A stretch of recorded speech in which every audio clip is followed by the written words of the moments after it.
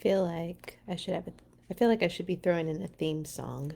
La la la or something. I don't know. I need a book song.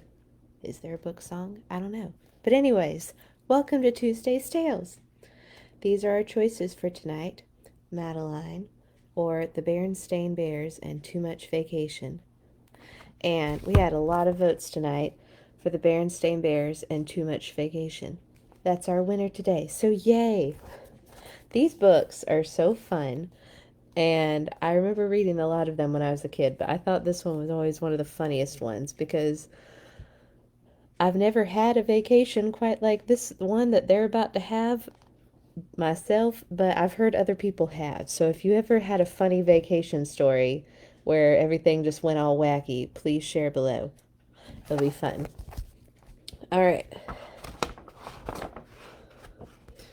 The Berenstain Bears and Too Much Vacation by Stan and Jan Berenstain.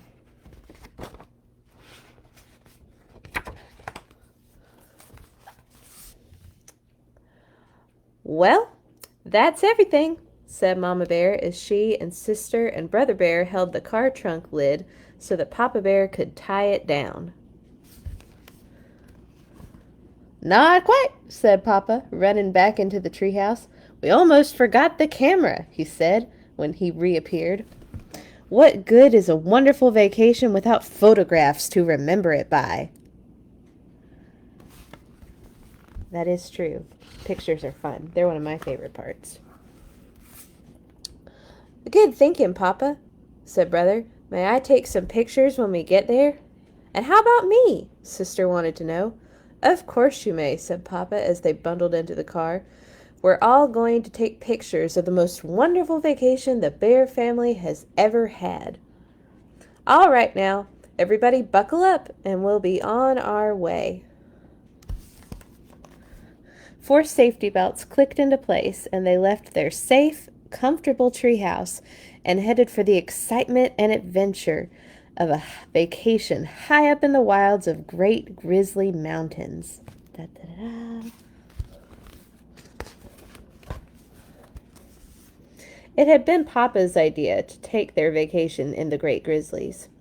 It'll be a real wilderness experience. We'll live off the land. We're getting too soft here in the valley with all our supermarkets and other conveniences. When he saw an ad in the newspaper, there was no holding him. It said, try a wilderness vacation, a lovely mountain cabin complete with a rowboat by beautiful Crystal Lake. Ah, said Papa, painting beautiful word pictures, to wake up with the rising sun and catch our breakfast from a clear mountain lake, to bathe in its sparkling water, to snack on delicious berries as we tramp the mountain trails. Okay, as a Girl Scout, don't just eat berries if you don't know what they are. Just saying. But when you do know what they are, eat away. Yum. To gaze at the beauty of a mountain sunset. Then to sleep through the peace and quiet of a mountain night, far from the noise of traffic and neighbors' barking dogs. It all sounded great to the cubs.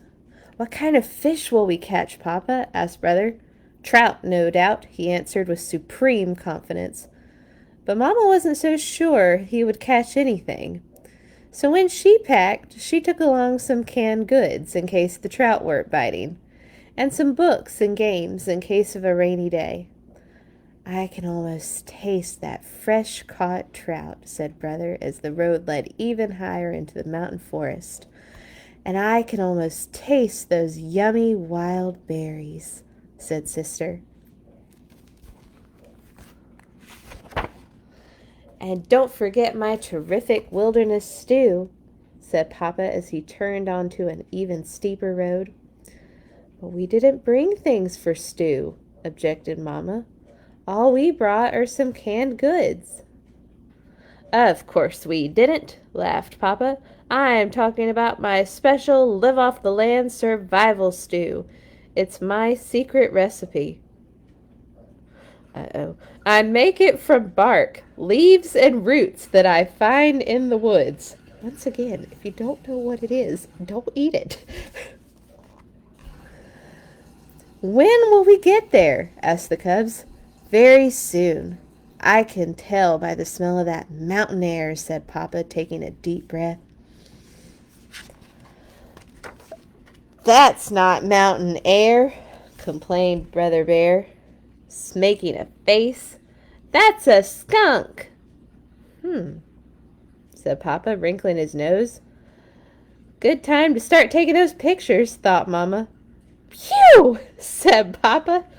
Click, said the camera.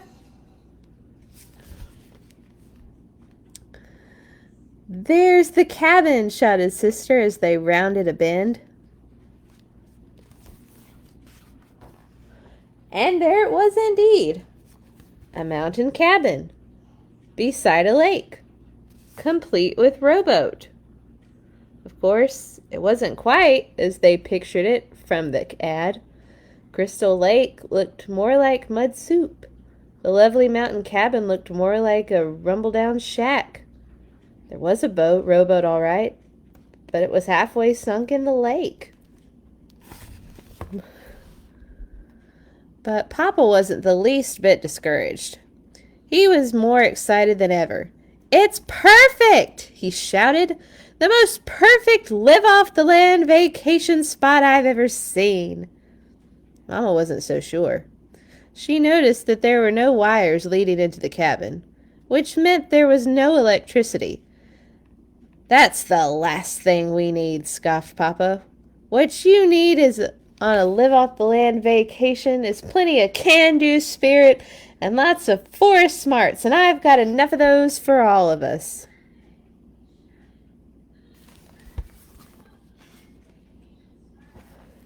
He took a cooking pot and a folding chair from the car trunk.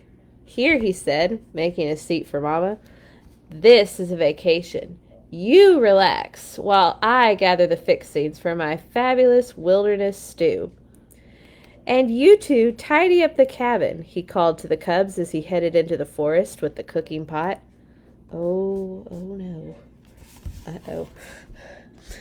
But Mama didn't expect to do much relaxing on this vacation, and she wasn't surprised to find that the cabin was an even worse mess inside than it was outside.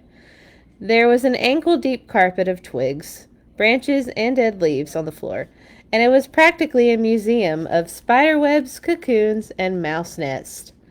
Time for another picture, thought Mama. Scurry, scurry, went the mice. Click, went the camera.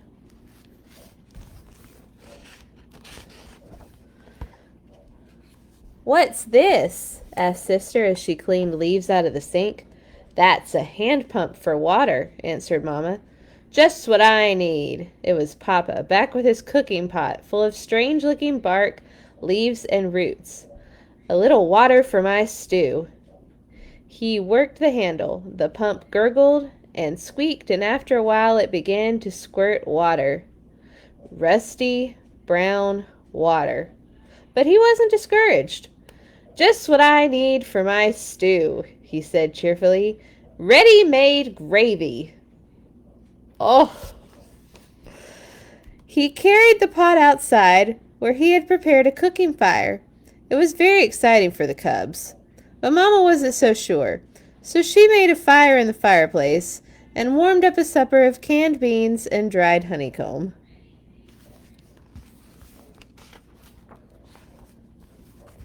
When Papa cried, "Stew time!" the cubs ran out for a first taste. Mama followed with the camera. Here's to living off the land, said Papa, holding up a big spoon of the strange-looking stuff. Then he, brother, and sister each took a taste. Yuck, said Sister. Blech, said brother. Ptooey, said Papa.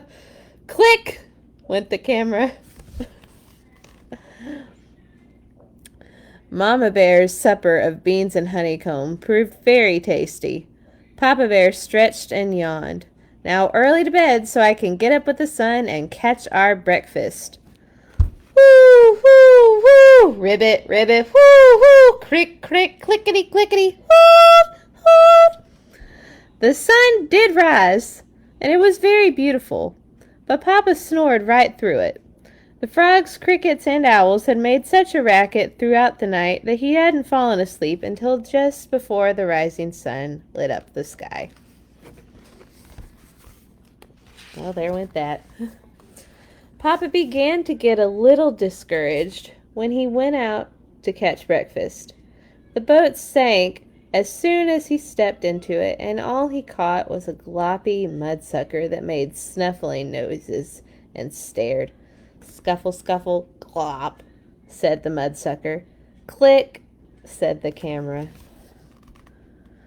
It was Papa's turn to snap the picture when Mama and the cubs tasted the wild berries. The thorns were something fierce, and the berries were so sour that even the birds puckered.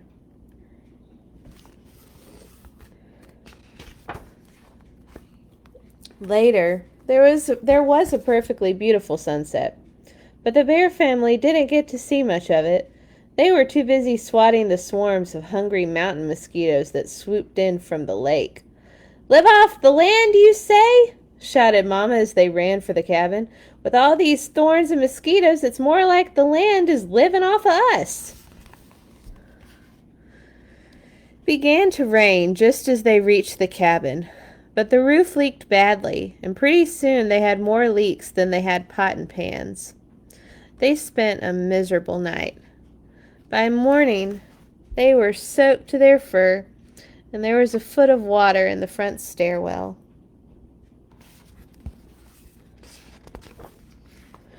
"Don't worry," said Papa. "The rain can't last forever, and just as soon as I sweep out this water..." But instead of Papa sweeping the water swept Papa out the door, down the muddy steps, and into the muddy, mucky lake. When Mama and the cubs reached him, he looked more like a mud ball than Papa Bear. "Say," he said, looking up, "I have a terrific idea. Let's head home." So the bear family loaded the trunk, put the car top up, bundled into the car, and bumped and splashed down the mountain in the driving rain. The rain had stopped, and the sun had come out by the time they'd reached the valley, and their treehouse had never looked so good to them as it did that day.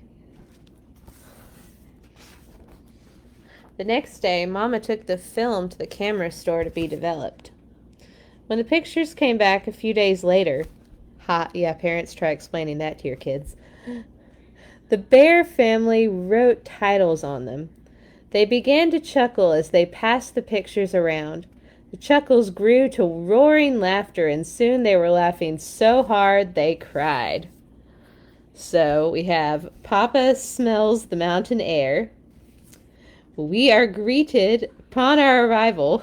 Those are some happy mice right there. We taste Papa's wilderness stew. Papa catches our breakfast. Our first taste of wild mountain berries. Papa decides it's time to go home. And every so often, throughout the years, they take out those pictures and have an absolutely wonderful time enjoying the worst vacation the bear family ever had. The end. So once again, if you've had a funky vacation like that, be sure to share it down in the comments below, because we all could use a good laugh. Love that story. All right, Bible story for today. It's one of my favorite stories from Luke 15. It's called Running Away. Grown-ups, in your Bible, that's in Luke chapter 15. Jesus told this story about a boy who ran away. Once upon a time, there was a boy and his dad. Now one day, the boy gets to thinking, maybe if I didn't have my dad around telling me what's good for me all the time, I'd be happier. He's spoiling my fun, he thinks. Does my dad really want me to be happy? Does my dad really love me? The son never thought of that before. But suddenly he doesn't know anymore. So the son goes to his father and says, "Dad, I'm better off without you. I can look after myself. Just give me my share of your money." Rude. His father is sad, but he won't force his boy to stay, so he gives his son what he wants.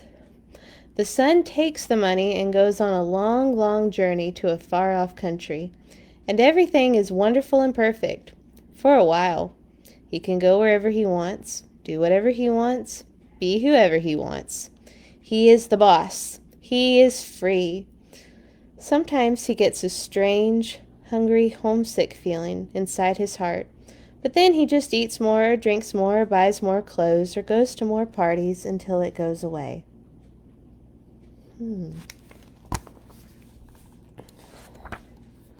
But soon, his money runs out, and so do his friends. He ends up getting the only job he can find, feeding pigs. One day he is so hungry and so desperate he even tries some piggy food. "What am I doing?" he says suddenly, as if he has woken up from a nightmare. He spits, blech, all of it, blech, out of his mouth. "My father is rich, and here I am in a pigsty eating piggy food." He wipes his mouth and dusts himself off. "I'm going home."